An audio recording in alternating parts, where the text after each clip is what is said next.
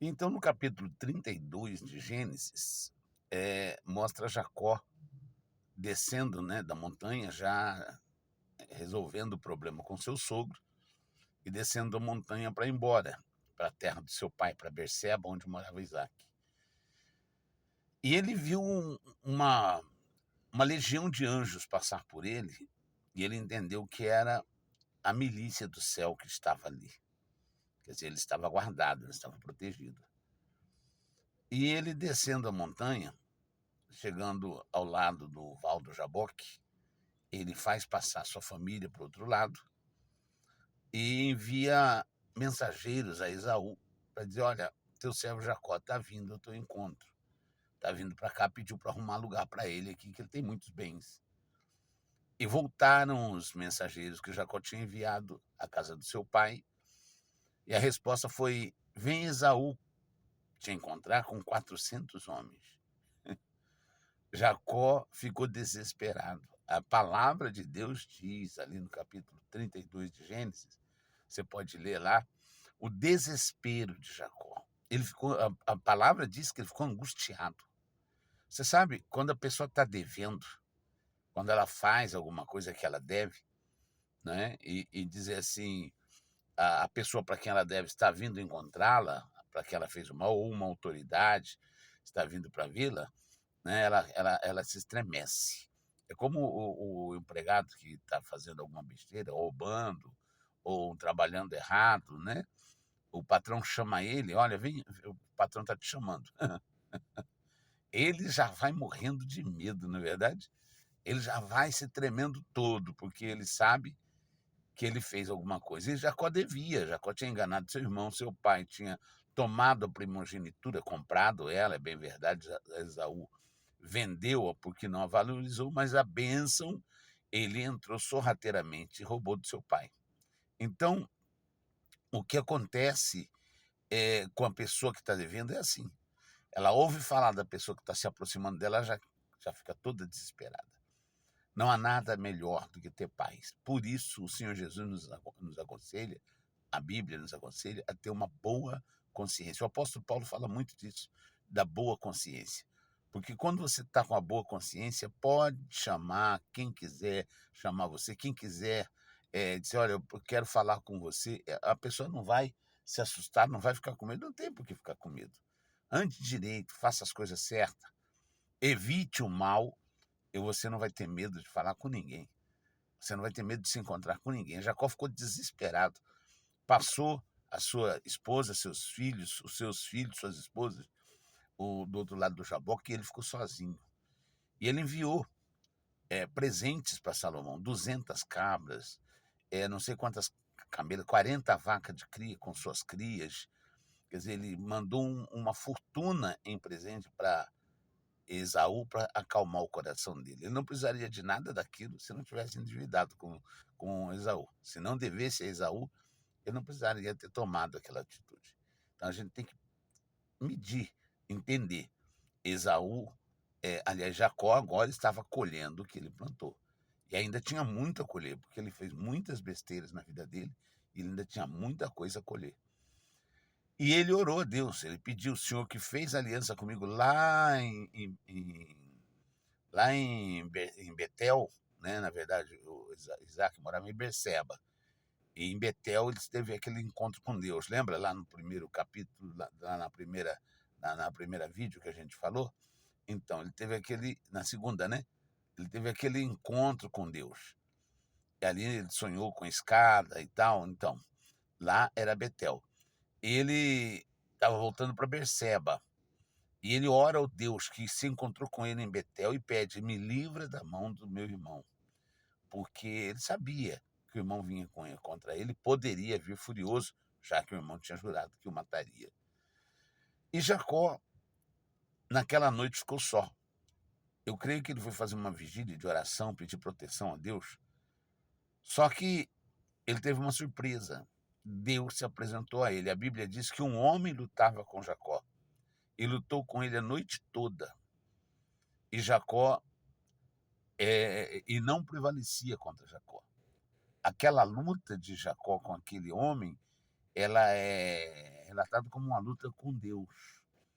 Foi o anjo do Senhor que apareceu a Jacó, e Jacó lutou com ele a noite toda.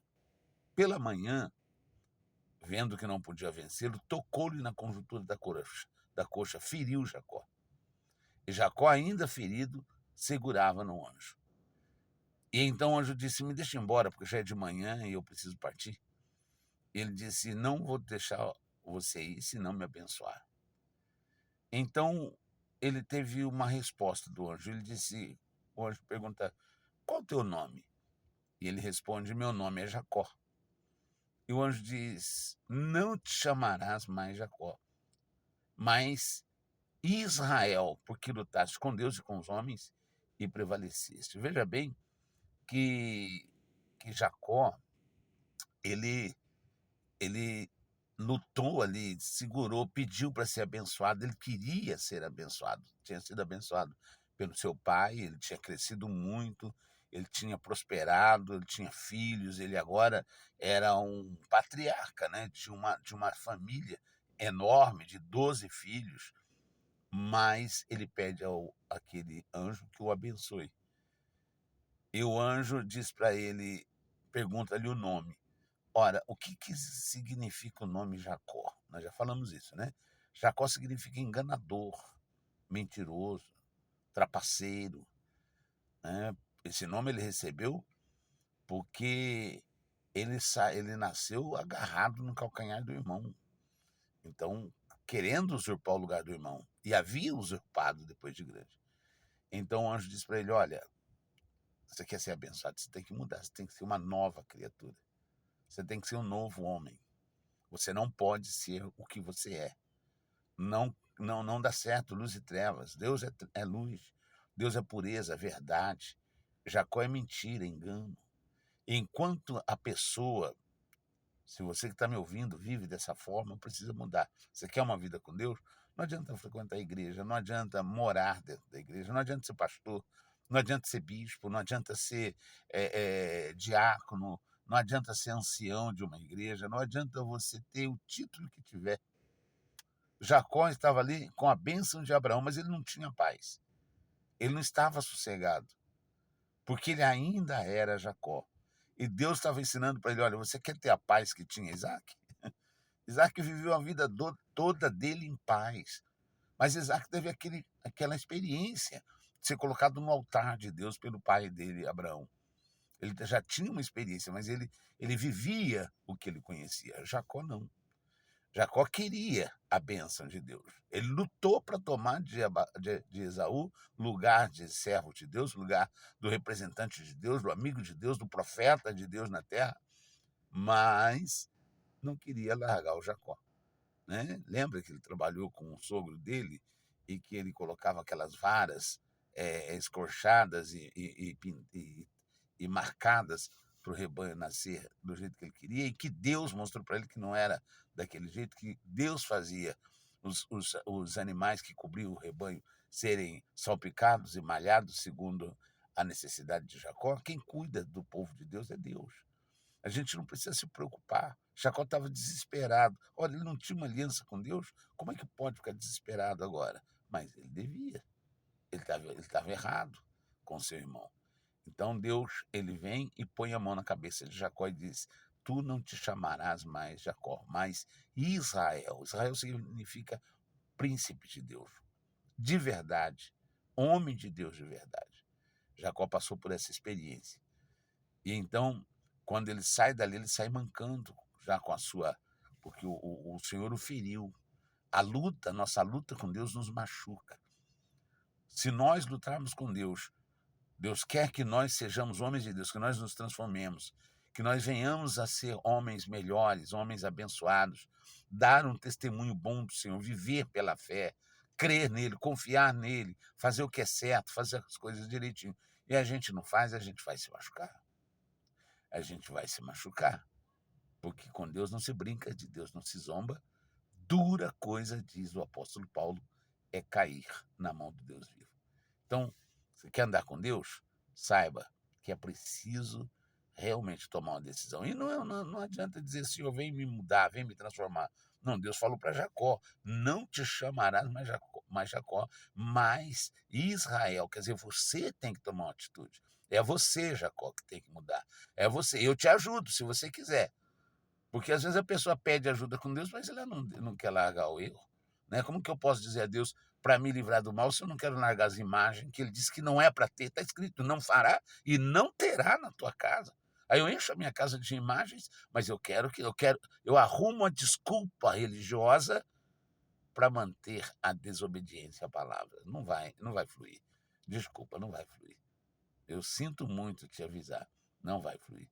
Você vai ter que abrir mão desse teu costume, dessa tua tradição religiosa, para que você possa se apegar ao verdadeiro Deus. Aí sim, aí você vai saber o que é ter o Espírito Santo, teu próprio Deus, ter o próprio Deus morando dentro de você. E a palavra de Deus, ela é clara, ela é clara. Ela diz: eu coloco diante de ti dois caminhos, a verdade, ou a vida, né? E a morte. O bem e a vida, o mal e a morte. Escolhe e vai.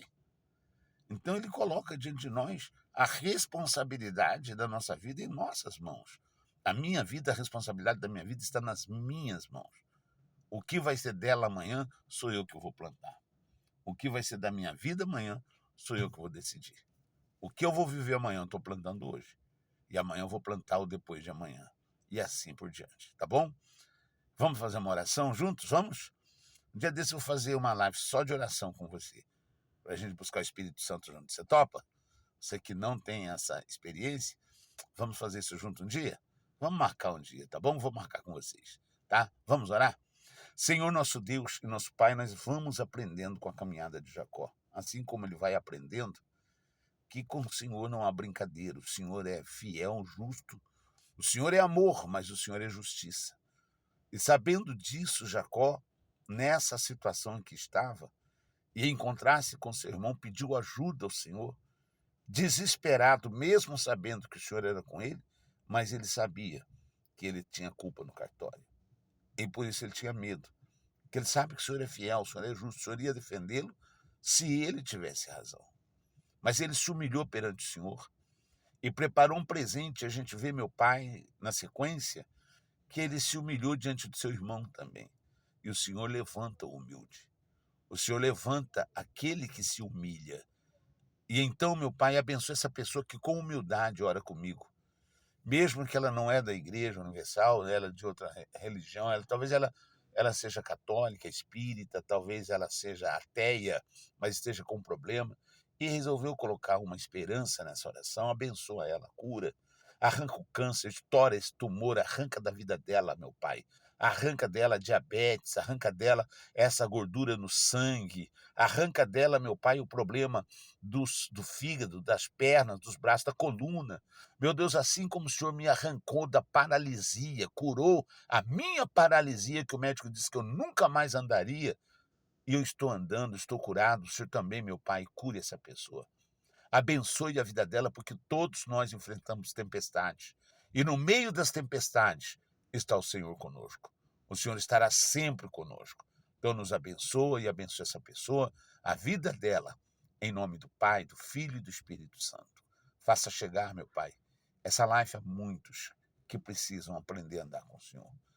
Nos ajude, em nome de Jesus. Amém. Meu amigo, amiga, que Deus te abençoe. E Igreja Universal do Reino de Deus, todo dia, aberta. E isso que você está ouvindo é o nosso espírito. Temos o espírito de ajudar, levar você a conhecer a palavra e ser abençoado, tá bom? Dá um Google aí no seu celular, bota aí Igreja Universal do Reino de Deus, endereço, e põe o lugar que você mora. Você vai ver a igreja mais perto, tá bom? Todos os dias. Abre 7 da manhã, fecha depois das 9. E tem Rede Aleluia, na rádio você procura FM, Rede Aleluia, você vai encontrar. Tem também o Pastor Online. Coloca aí no seu celular, Pastor Online, e vai te dar as diretrizes de como entrar em contato com a gente, tá bom? Deus te abençoe, fica com Deus, até a próxima.